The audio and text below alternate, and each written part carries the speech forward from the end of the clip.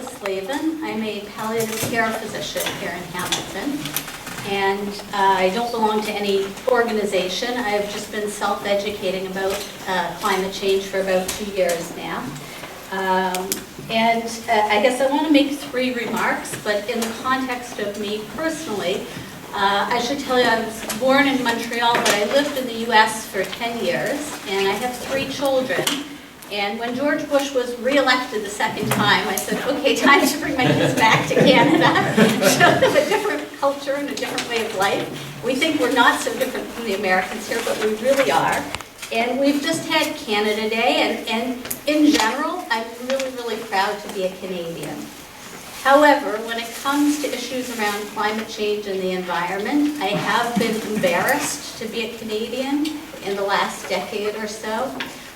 And so I'm hopeful now with the new government that we can have some change, and it seems like we're on the right track. Because of that, I guess I want to bring up 3 points. And the first is, you know, I'm proud that our government has signed the Paris Agreement, that they're acknowledging the scientific facts behind it, that we seem to have moved beyond the questioning of is this true to accepting. But, you know, once we accept that reality, if we want to stay true to our word on the international stage, we do, as people have said already, need to leave what I understand about 85% of the fossil fuel in the ground. If we're going to meet that target, that's what we need to do. And so again, all the talk of pipelines seems pointless. If we're going to leave it in the ground, we don't need pipelines, and we don't need to worry about if pipelines are safer than trains for transporting it, because it should just stay where it is. So that was the first point. The second point was, you know, again, a lot of discussion happens around economy and jobs and concerns that in Canada, we think that our economy and our money and our wealth comes from what we can take out of the ground. And I think that's not true. I think we have 2 really great strengths. One, as the previous speaker mentioned, is we have a great amount of space here. Space to collect sunlight, space to collect wind, water turbines. So I think we have a lot of potential in that way. And our other great resource, of course, is our people. We have one of the highest educated populations in the world. We're well-fed, we're healthy, we're well-connected.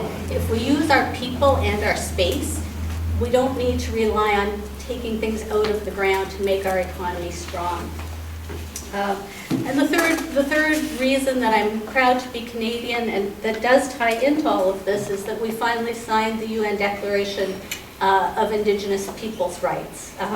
You know, it's one thing to speak truth and reconciliation, and it's another thing to sign an international agreement, and then to act on that. And what I understand on that is that it's the process of seeking consultation, but also consent. So not just we want your opinion, but now we're going to ignore it.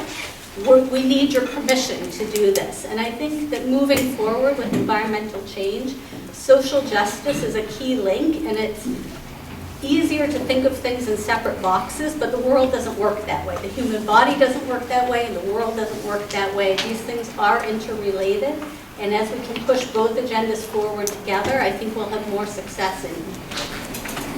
So I started by telling you that I'm a palliative care doctor, and in palliative care we see a lot of truth that people don't like to admit. We don't like to think that we're dying. You know, yeah, we kind of know we're dying, we know we're not immortal, but each person kind of thinks, well, that's maybe not going to happen to me, until of course it does, right?